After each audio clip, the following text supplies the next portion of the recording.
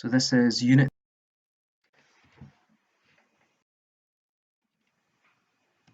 And for the first session, what you want to be able to do is describe the differences between haploid and diploid cells. So two new terms here. So last week we went back through some revision of the reproductive systems, and we talked about sperm fertilizing egg, and then we went through implantation and pregnancy. So we're now going back to this sort of cellular level. So you've got your sperm and your egg, and they are combining in the fallopian tube or in the oviduct. Now, sperm and egg, as you can see over here, both an example of haploid cells, and they have, if they're haploid, that means they have one set of chromosomes. So we're looking at humans here. So humans have 46 in normal cells, and the sperm and the egg, the sex cells, they have 23 each. And that sort of makes sense, doesn't it, if they come together to form the new cell, which is going to be a mixture of the mother and father. So haploid cells, one set of chromosomes, and we can say that sex cells, e.g. sperm, are haploid. Then diploid cells, so here's our haploid up here, put them together and you have a diploid cell, and hopefully you might have an idea of what number that might be. So diploid, di, so they have two matching sets of chromosomes. So most of your cells, 99.9%, are going to be diploid. So for example, skin cells. So here we have them here. So you can imagine this is X. So this would be potentially an egg or a sperm. And you can see one set of chromosomes, there's 23 there, and then they get combined with another set of chromosomes to give diploid. And sometimes you'll see it's kind of mathematics, so you might see N for haploid, meaning one, and then 2N, two sets. There's another little diagram showing you. So here's a body cell within a fruit fly, and there is a gamete, so that means a sex cell. So you can see no matching pairs of chromosomes. You've got one set on the right hand side, and then when you have the body cell, it's joined by another set. So diploid on the left hand side and haploid on the right hand side.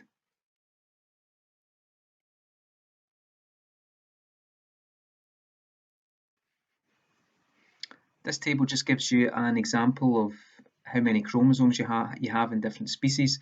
So you can see here's the haploid numbers here. So you have the species and then the number of sets of chromosomes in the body cell. So you can see that they all have two. However, the number of chromosomes within a haploid cell is different depending on the species.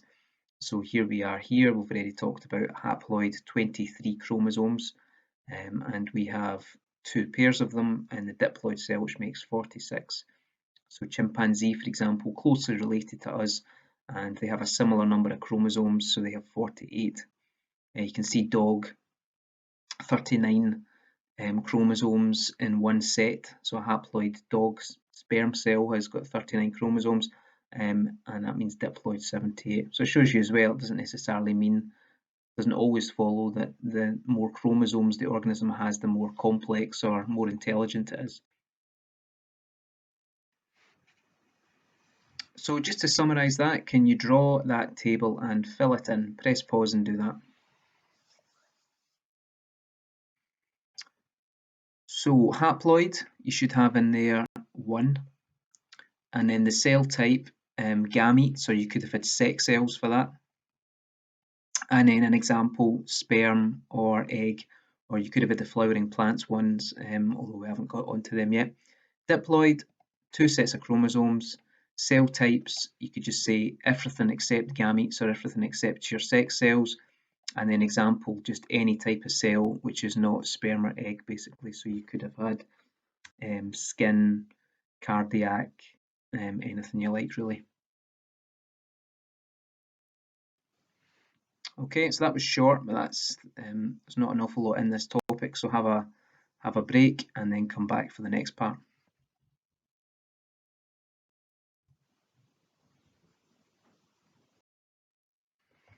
So to begin with, a revision of what you did the other day. So write down numbers 1 to 6 and write down the answers for that.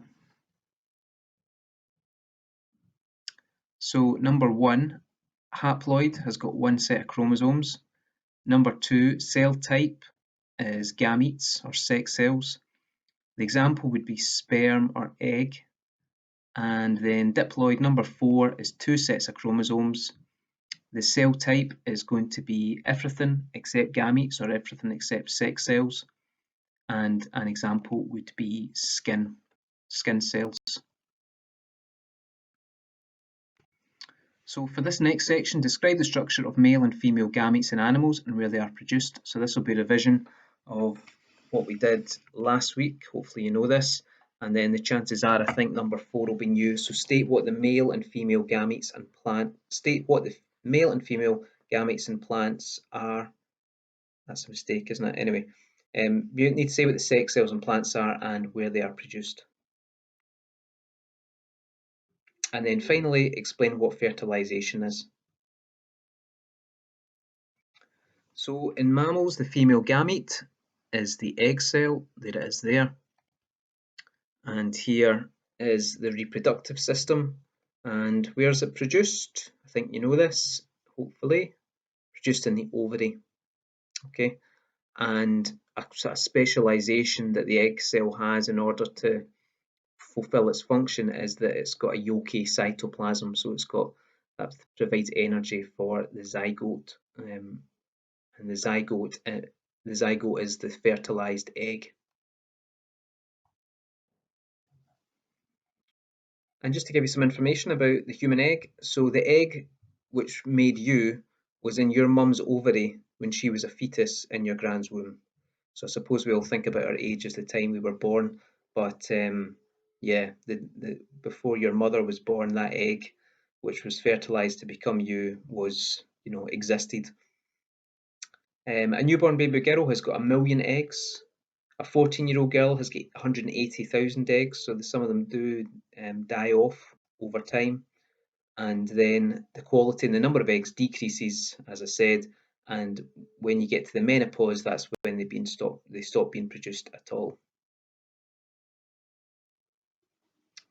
So that's egg.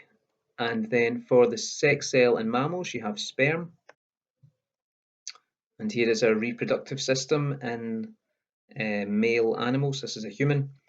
And hopefully remember this from last week. So produced by the testes, and the specialization that it has is that it has a tail which allows it to swim to the egg.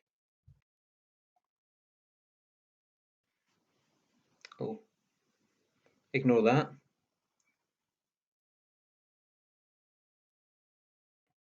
Oh, there we go. So yeah, that we've looked at animals, so now we'll have a look at plants, which is a bit different. Same sort of general idea, but different structures involved. So before we go into that, have a look at this video. So sexual reproduction in flowering plants. So look on YouTube for that. And you want to, as you're watching that, try and think about the sort of equivalent of sperm and egg in animals and what you have in flowering plants. So you would have seen something like this in the video. So this is your flowering plant, and like humans, you have an ovary, and this is the female part here, and then the male part you can see is present in the same plant. So this is the sort of the male part here, the anther and the filament together make the stamen, and for the female part we're looking at the ovary and the stigma. So in flowering plants, the female gamete is called an ovule. Okay, so you can see it down here, produced by the ovary. Okay, so animals, mammals, you have egg, flowering plants, ovule, but in both produced by the ovary. Then the male gamete, the equivalent of sperm in flowering plants. Some of you may particularly hate this during the summer. That is pollen. Okay, so pollen travels on the wind and goes to finds another plant and fertilizes it. So it's produced by the anther. Okay, so here's the anther here. So pollen is produced here, and then it gets dispersed in the wind and then we'll go to another plant and land on the stigma. Obviously, we're not in class at the moment. When we're back, I'll show you some nice videos that just kind of take you through, the movement of pollen, the movement of the male gamete to the female reproductive system within flowering plants. So again, just a wee summary of the sex cells. So fill that in, and press pause and do that. So for the animal, you should have the female sex cell as the egg produced in the ovary. In males, it is sperm and it's produced in the testes. And for plants, the female part is the ovule and it's produced in the ovary. And then the male part is pollen and it's produced in the anther. And for this, certainly for the fertilization process, we kind of know this, hopefully from S1 and S2. This, for plant cells and plant reproductive system, you can have a look at a few videos on YouTube if you just search for sexual reproduction in plants or pollination or something like that, and it will give you an idea of what's going on. So fertilization, as a definition, is you want to talk about the nucleus. So it's the fusion of the nuclei of the two haploid gametes to produce a diploid zygote. So that is the scientific term. So try and have that rolling off your tongue. So the fusion of the nuclei of the two haploid gametes. So that means the nucleus of this, if we're talking about humans, the nucleus of the sperm and the egg coming together to produce two sets of chromosomes, so diploid zygote. Okay, so in animals, the sperm and the egg are haploid, they produce the zygote, which is diploid, that's the fertilized egg. And then in plants, pollen, ovule, haploid come together, fertilized ovule, to produce the zygote, which is diploid. And remember that if the zygote is diploid, that means it contains two sets of chromosomes, so one from each parental gamete. So you get a set of chromosomes from the mother and a set of chromosomes from the father. And these from the zygote, so remember back to what we did last week, the fertilized egg, the zygote is dividing and dividing in the fallopian tube, then it moves down into the womb for implantation, and there it becomes the embryo and develops into a baby.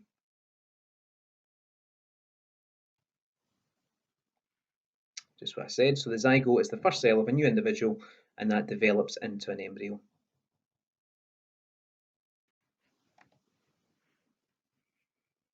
And after fertilization, what's a more technical term for cell division? We've studied this. So after fertilization, mitosis produces new cells. Initially, you'll get stem cells, which we've talked about before. They're your unspecialized cells, but quickly they divide and they become specialized and they perform particular functions depending on which tissue or which organ, which system within the body they're present within. Okay, time for a break, and then we'll come back and we'll just kind of summarize what we've been doing.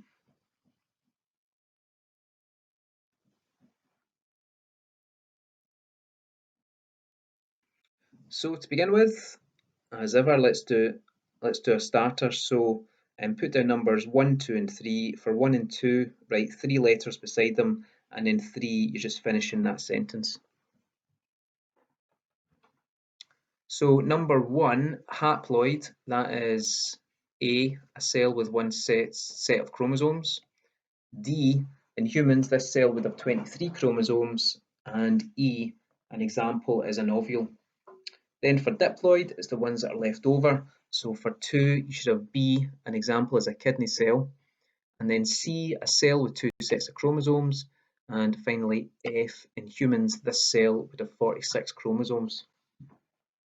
And then number 3, you want to have as much detail in here as you can. So fertilization is when the nuclei of 2 haploid gametes or 2 haploid sex cells join together to produce a diploid zygote. And then just to finish off here, what I'd like you to do is unscramble those words. So these are from the first sort of 3 topics in National 5 Biology, Unit 2.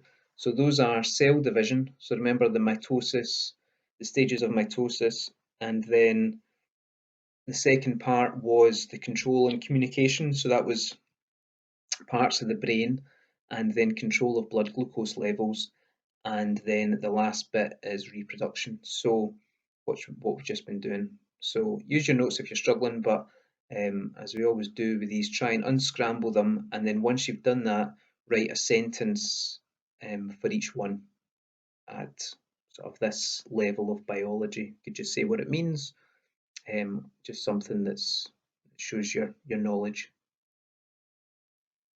So here are the answers.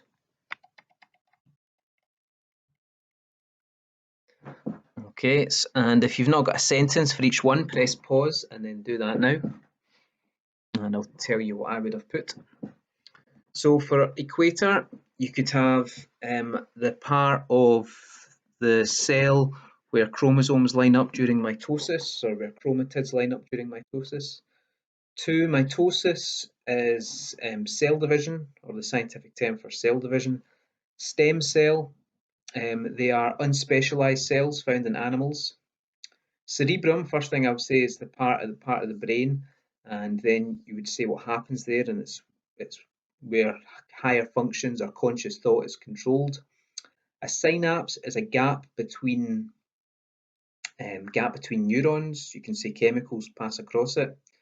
Interneuron is the middle neuron in the reflex arc. So you've got, remember it was SIM, so you have got the 3 stages there, and you've got the sensory, and then the inter and the motor, inter in the middle.